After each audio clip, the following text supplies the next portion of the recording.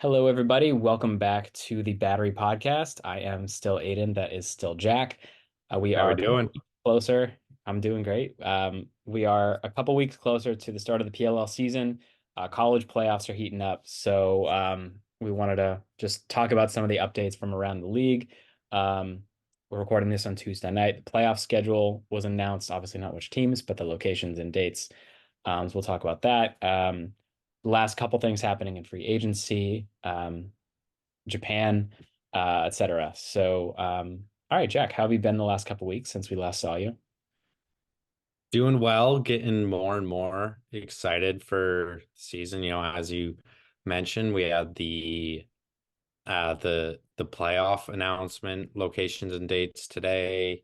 Since we last talked, we also had the draft date set. So it's, things are heating up both in terms of just scheduling and, obviously there's been more free agency moves. So college lacrosse is in full swing. It's just lacrosse it's all go ahead. I'm getting real Yeah. excited for the season. Yeah, it is a truly a beautiful time of year. And if you're following the NLL at all, the playoff race there is super tight. There's like seven teams that all have five wins, and only four of them can make the playoffs, I think. So uh some fantastic Mm. lacrosse being played all around. But anyway, back to the league that we're actually covering. So PLL playoff schedules announced. Gillette will host the first round, which will be on Labor Day, September 2nd.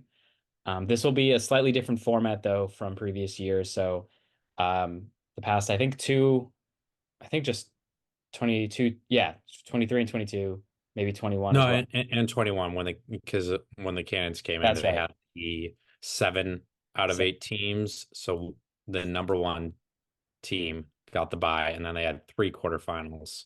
that's This right. year, there's only going to be two Yeah. quarterfinal matchups because it's top six. You got Eastern Conference and Western Conference now, and the number one team in each of those conferences will get the bye. And then we were just trying to figure it out. Mhm. They have the seeding after that, regardless of conference. So I guess it would be three versus six and four versus five in the other two quarterfinal matchups. But it's just a little weird when you think about how does it go with conference that, if you have Yeah. so I guess it's just the next best four teams other than the two conference champs are the four teams that would play that weekend. Yeah, so if we did it based on last year's seeding, um, the Water Dogs were number one, right? No, the Archers were number one and the Archers, that's right. Cannons were actually number two. So it would have been it would have been an easy split because Yeah. it's Archers have the West, Cannons have the East, and then it would have been Water Dogs and number six was The Atlas, I think.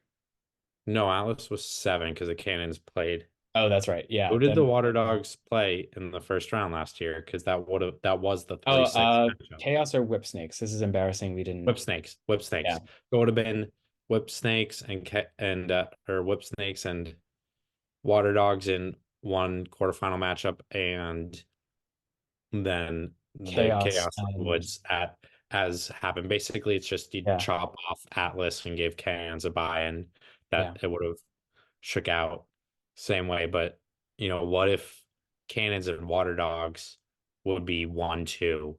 Then technically Cannons get a buy, and even if Yeah. Archers say are supposed to be three, they would get a buy, and the Water Dogs who should be two would Yeah. get it. I I look forward to the angry tweets at Rabel and at the league if it does work out that way. Yeah, I will also say that you don't necessarily want the buy. I think I think the Whip Snakes in 22 felt pretty flat coming off of it. I believe they lost to the Water Dogs in the semifinal after that buy. Um, so like, that's true. Well, it- because not especially when you factor in, I think there's already a bye week in between the end of the regular season and yeah, the playoffs. The last weekend, it's either Denver or Utah. I want to say Utah, and it's the second to last weekend in August. So they would have a full week off that weekend, the last weekend in August, they'd be off. And then the quarterfinals are the following weekend. And since it's on Labor Day, it's actually even And later then because they'd be play. so used to playing Friday, Saturday, maybe Sunday, but they're actually playing Monday. So, say you play the Saturday game of the last weekend of the regular season, and then you're already not playing until Monday of the next week. That's what, almost 10 days. So yeah, you could be going 17 days or something like that without a game if you Yeah, get by. That's dangerous. Like right. that's a lot of time off. Yeah, I just pulled it up. It's so the last week of the regular season is Salt Lake City, August 16th through 18th. Hmm. And let me see if they have the exact date yet. No, they do not. So, but you could potentially be playing, right, August 16th and then not until September 8th if you're the 1 or 2 seed, which let me just pull up my handy dandy calendar so I can tally up those days. But that is a long time. It would be 1 week, 2 week, 3 week. That's 23 days if you play August 16th to September 8th. I'll Wow. I'll say that right now. I hope that doesn't happen to the Cannons. I would rather them be the 3 seed and have to play whoever the six is going to wind up being than Agreed. potentially have Yeah. 20 days off. Especially because that quarterfinal matchup is at Gillette. Oh, So for it's the yeah. Cannons, that's a home game. That's here. Yeah, for I that reason as as a well. Cannons fan, I want Yeah. to see them play at Gillette. I don't want them to skip Gillette. I want, we're already getting two Cannons games when they're at Harvard in July. Give me another Cannons game at Yeah. Gillette. That'd be That awesome. being that being said, if that weekend in Salt Lake, it's like Cannons Water Dogs or Cannons Whip Snakes for the 1 seed in the East, it will be hard to not really want the Cannons to win. Yeah, it's I won't be rooting against the Yeah. Cannons But you can say, ever. So I say I take this with a grain of salt yeah, because when it comes down to it, I'm gonna root for them in every single game. And as much as I'd love to see the Cannons at Gillette, we would have already seen them at Harvard. I saw them at Gillette last year, and what I want even more than to see the Cannons at Gillette is to see the Cannons win the championship in Philadelphia yeah. 2 weeks after Gillette. Oh God, they're gonna get so many batteries thrown at them if that happens, especially after the way the Champ Series went. Oh, We can only oh hope. man, that would be Um, great. that's what they got the helmets for. Um, Exactly. all right. So that was, I mean, and then what? But Hofstra is the semifinals. We didn't talk about them. I think that's a yeah, good, I mean, you got to put Long Island on the lacrosse scene. Um, Long Island, and it's all right if we didn't mention them because the last time we were in Long Island, yeah. didn't really have a lot of fun. I don't really need to bring those memories up. Yeah. We all know. So Yeah. And it move seems like they along. found a somewhat regular set of venues for the playoffs. I believe they did this exact same sequence It last year. was. Yeah. And it was the exact same. Well, I guess not days in terms of the specific date, but it was Labor Day at Gillette. Yeah. And then I think they actually skipped a week Yeah, there was last a buy year. in there as well, So which they might have done Gillette bye week and then Long Island, Philadelphia, but now they're just going 3 weeks in a row, which I think is probably a good thing because you're already into football season. yeah, So which really minimize the Sunday afternoons yeah, if you because that does bring to mind another point that I know we've talked about that these games as well, rounds semifinals and the finals are going to be on Sunday afternoons in September. Um, I don't know if the NFL schedule has been announced yet. not yet. No, but There's some leaks and stuff, of the Eagles playing in Brazil the but first Friday night, but yeah, at the very least, that means the championship game is going to overlap with either week 1 or I two of the believe it'll be NFL. week 2. Yeah. week So then two the of semifinals NFL. would overlap as well, which, given that the PLL's deals with ABC and ESPN, I understand because Saturdays and Fridays, ESPN has to be broadcasting college football. Yep. Um, but it it is really tough. Like obviously, I'm still going to be watching the game, but I think this is uh another obstacle for the league to overcome to get it to the next level is getting people to kind of tune in by accident or see that it is coming up and be like, oh, I want to watch that. And Mhm. unless you're a Panthers fan, I don't see that, yeah, some casual fan wanted to watch the PLL over the NFL, even if it is. Chaos might have a good turnout. Yeah, I think the Chaos, if they make it to the championship game, they will have a good turnout, even though it's in Philly, because yeah, no one would want to watch the Panthers in 2024 unless something very unexpected happens. Uh, Definitely. well, But it's only week two. The Panthers fans might still be able to have hope, but my point is, yeah, just an unfortunate reality of the current TV contract that they have, and just the way that the NFL is already, and football in general, college as well, seeped into the American media market. Obviously, I'm a huge fan of the NFL as well. Just tough to try to go up against the Shield. yes, definitely is. And I mean, people are seeing that across the board. I mean, I don't know if you saw it today, but the NFL announced that they're going to have two Christmas Day games Yep, on season, Wednesday. even though it's on a Wednesday. And Christmas Day has always been the NBA's day, but Yep, last year NFL blew them out of the water. And clearly the NFL says, no, we're taking everyone's lunch money. So yeah, and the PLL, it is what it is. yeah, woe to those four teams that have to play on a Wednesday schedule and try to figure that out with the rest and whatever. But this is not a football Yeah, podcast. we need to get into that. Yeah. But All right. So another thing that yeah. they announced we can talk about is the draft. We got draft coming Yes. up. That is official May 7th, Tuesday night, ESPNU, 7 p.m.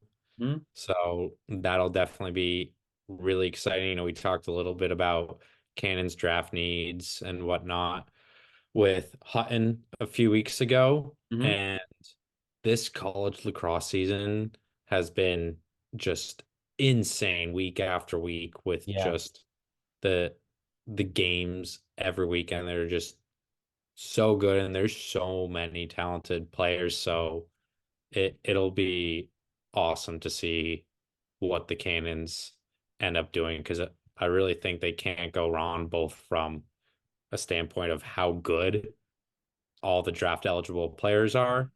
And I don't think there's a real position of true weakness for the team. That's not to say that they're perfect. No, no, no. You can always improve and get better. But especially after signing Tucci a few weeks ago, there's not, I don't think, a glaring hole on the team. So I feel like they really at six could just go best available player, and Yeah. that player will be a stud. I totally agree. I do think they should get a Fogo at some point. Not speaking ill of Zach Tucci, just like it would be a good idea to have, like, if A there was second one.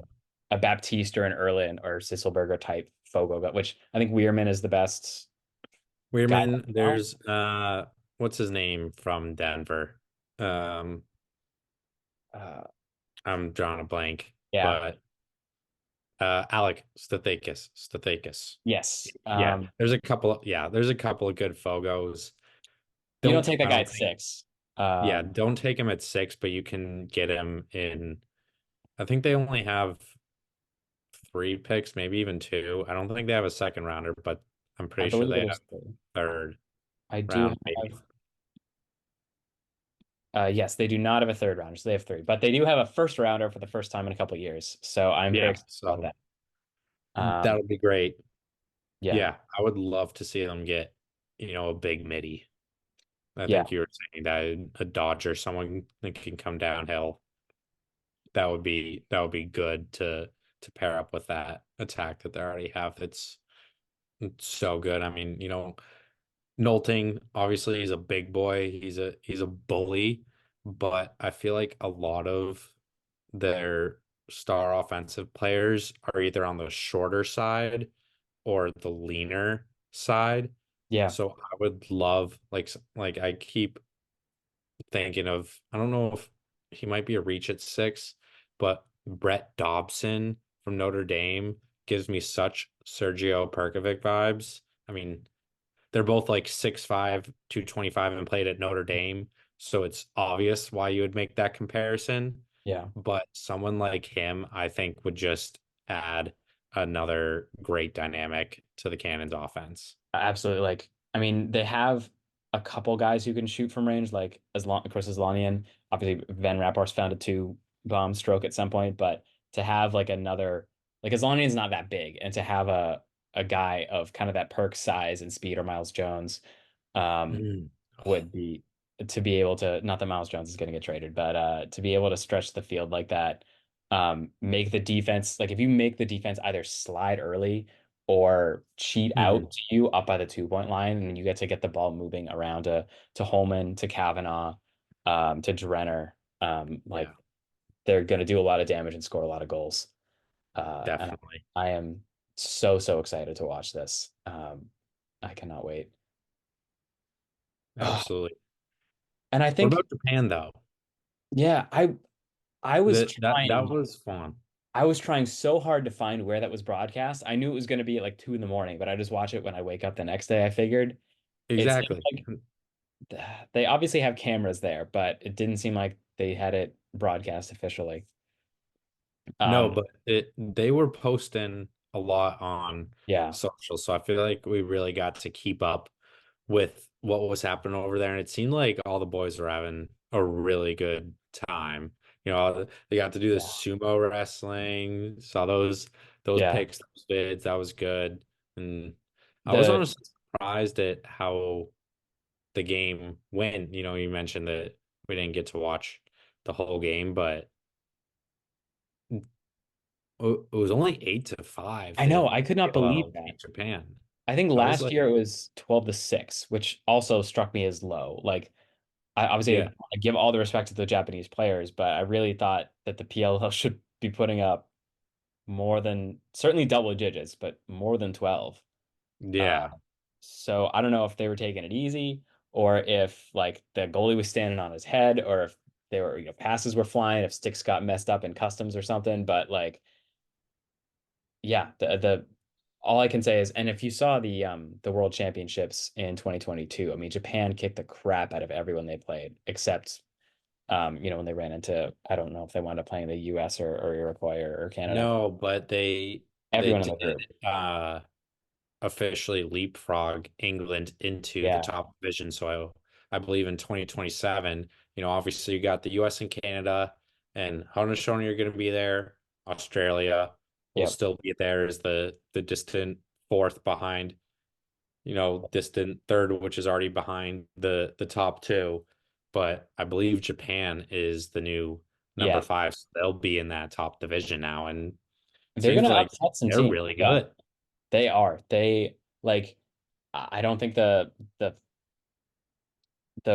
reach to get a Japanese like high school player into a US college for lacrosse would be, really tough. I think that player would have to pursue that super aggressively, but clearly Mhm. there are guys there who can hang uh Yeah.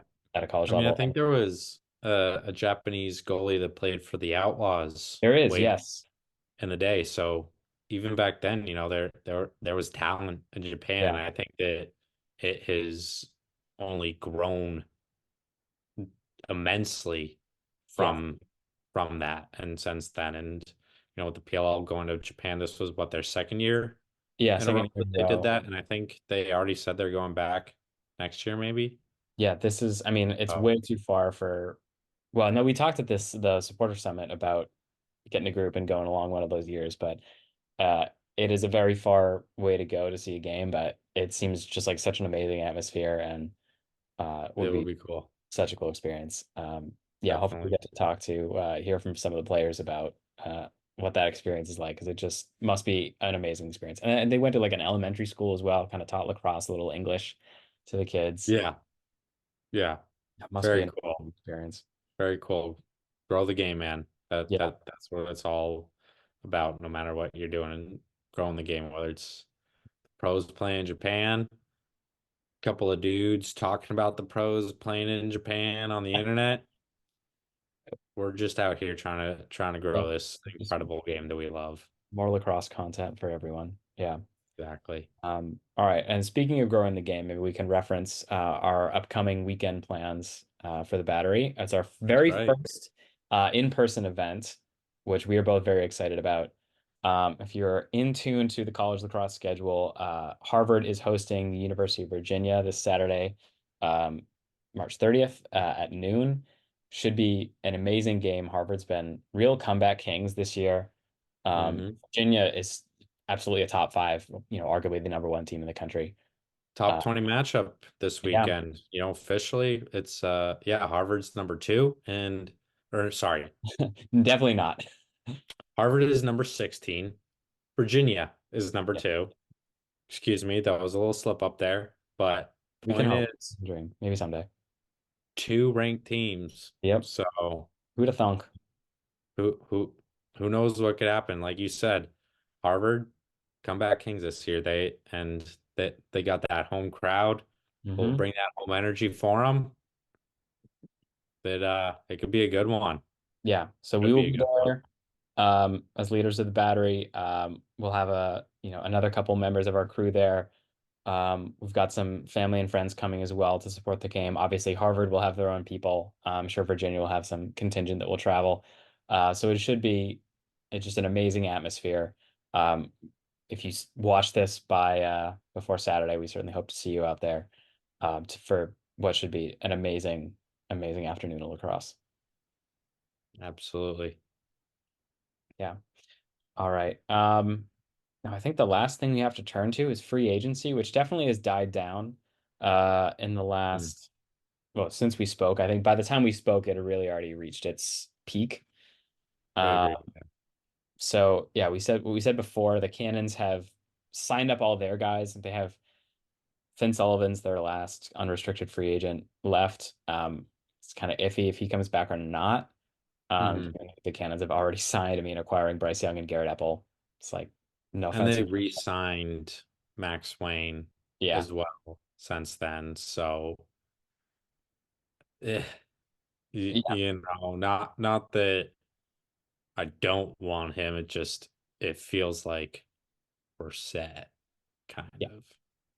Yeah. And I'm scrolling through the other the PLL free agency tracker if you haven't given that a look yet.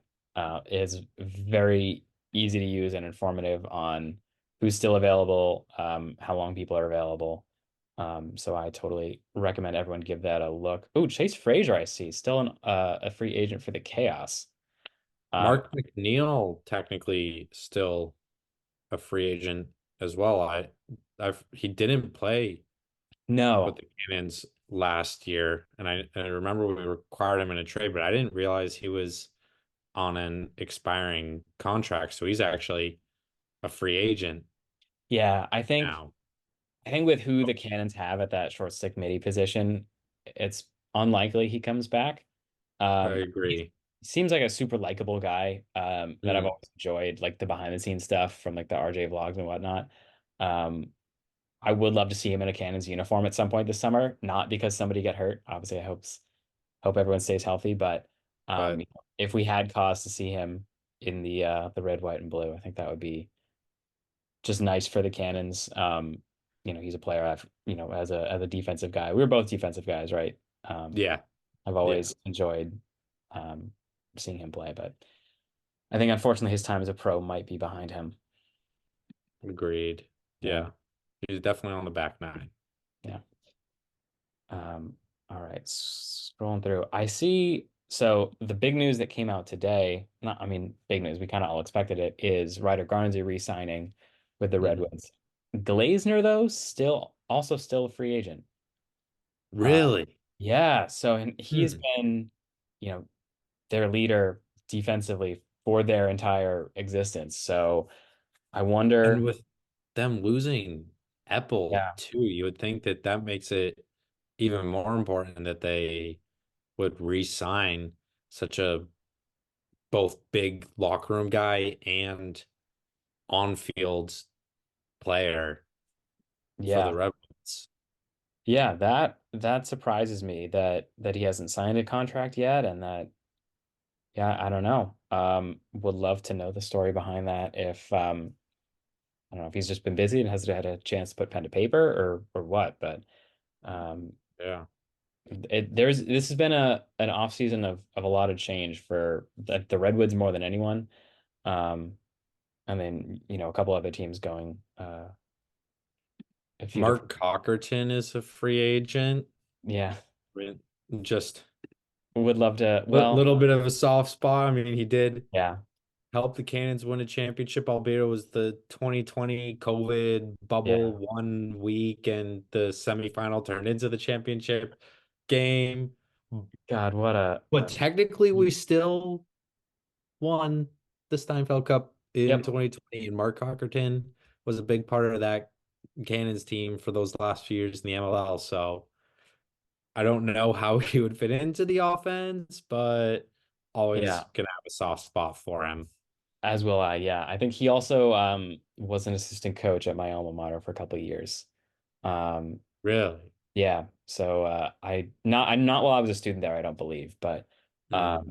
I saw him coming post game, um, at one of the games at Harvard Stadium back in the MLL days. Got his autograph and then talked to him about Connecticut College where I went to school for a That's moment. cool. Yeah, bottom of the. Justin Goddarding is a free Oh, agent.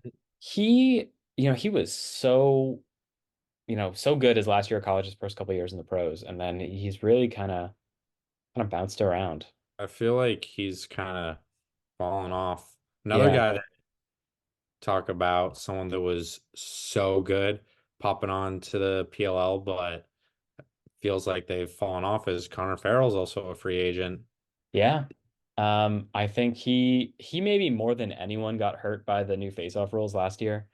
Hmm. I think, no disrespect to him as a person, but I think as an all-around lacrosse player, he's a step below certainly Baptiste, Nardella, Sisselberger. Um, so yeah, the Whip Snakes wound up going, or not the Whip Snakes, the Chrome, now the Outlaws wound up going with, I think, Mike Messenger, another short stick D mid, Hmm. um, to take their face off in the latter part of the year, which I think is the right move, under the Yeah. rule last year, and would be tough to see his career come to an end. But hey, maybe he gets a shot with the Cannons, Who or knows? um, now that Nardell is healthy, maybe P.D. LaSalla comes not back over, comes over to the Cannons, um, Hmm. Hmm. from the Whip Snakes. We'll see. Um, We'll see. Yeah, yeah, the last big name I'm seeing here on the tracker is Michael Earhart is also yeah. still a free agent. And I'm And it wondering, was kind of a surprise to me too. yeah, I think he's, I'm not sure he's decided his future. Certainly, if he wants to come back, I think the Whip Snakes will have him back. Um, But but might maybe, be one of those yeah, resign or retire kind of things. And he's just really waiting out, kind of, a la Bergie signing yeah, his contract in like August yeah, before his final season. right. I think also the Whip Snakes, they're picking at 3, I believe, which is definitely the earliest they've had a draft pick in the PLL history. Yeah. I wonder if that's too early to take like Jake Pisano from Albany. And if you've seen his highlights, he has just been like an electric presence in the That's as an LSM. that's the thing that that means that, probably Kavanaugh is gonna Oh, that's true. draw That means so it, yeah, and Kavanaugh falls to the chaos at 4. Also, just the Kavanaugh to the Whip Snakes feels so wrong. I know the like but college a kind of, Kavanaugh to the chaos yeah, feels so right, yeah. actually, now that you say that. And I will say as well, if the Whip Snakes take Pisani, so we know that Law's going O'Neill, the Atlas taking Schellenberger. If the Whip Snakes take Pisano at 4, at three, sorry. Chaos take, I don't know who else they would take. It's got to be Kavanaugh. Yeah. The Atlas at five wouldn't take like another big offensive player, right? Maybe they take like Liam Entenmann or they go with a defensive Is player. that too early to take a goalie though? At, probably, especially like they traded for Troutner, but I don't know. Entenmann might be an upgrade over him. What I'm trying to get to is if Chaos goes someone else, Atlas go Entenmann, that leaves the Cannons to pick Kavanaugh at six. And that's all I'm trying to talk myself Mm. into. It's Back unlike, to bringing the families yep. together. Yeah. It Or, there's a path. or there's no way these could both happen. Is if the Chaos take Kavanaugh, the Atlas take Entman, the Cannons could also take CJ Kirst. No, he's not. He's Oh, not he's available. He's oh a 25. He's listed as a wow. 25, I think. Okay, He's actually he's next year. that makes a lot of sense. Okay. Well, maybe you could forego a year of eligibility. Oh well. Well, Yeah, all right, so we'll have that for next year's draft. So the Cannons can just keep collecting all the siblings exactly. on the one father son. All Oh. right. I think we've covered everything we have to cover for this week. Hopefully, we're back to you soon with more exciting news as stuff continues to happen. Mhm. The last big announcement they need is just, who's going to play what games when. I think they've even announced the time slots for a lot of weekends so far, but not who's playing. So, Not the matchups. Should you be guys, coming in the next few weeks, yeah. I believe. So as soon as that happens, we'll be on it to talk about it. Cannot wait for the first Cannons Water Dogs game, but I hope it's not week one. I do hope it's in either Philly or Boston That would because be awesome. just for I like they have to play twice. You could just put one in each city. Would be an amazing atmosphere both times. I think it was, Definitely. maybe Woods Whipsnakes was kind of the first big rivalry in the league. I think Cannons Water Dogs, especially after that Champ Series, has turned into the next big one. Boston, Philly, baby. Yep. Yeah. I'm very here for it. Absolutely. Yeah. All right. So we will say thank you all for listening. Please share this with everyone, all the lacrosse fans in your life, and all the people you think who should be lacrosse fans in your life, which is everyone. Or Uh, just Boston sports fans in yeah. general. Come out if you're watching this before March 30th. Please come out to Harvard to see the Crimson upset the Virginia Cavaliers. Meet us. Say hello to us. We always want to meet more Boston Cannons fans and more Boston sports fans and more lacrosse fans. So we hope to see you Yep. all there. We hope to see you all at the draft party at a venue yet to be announced. We hope to see you at all our watch parties over the summer, et cetera, et cetera. And we will see you again when there's more exciting Boston Cannons news to discuss. Go Cannons. All right, go Cannons. Bye.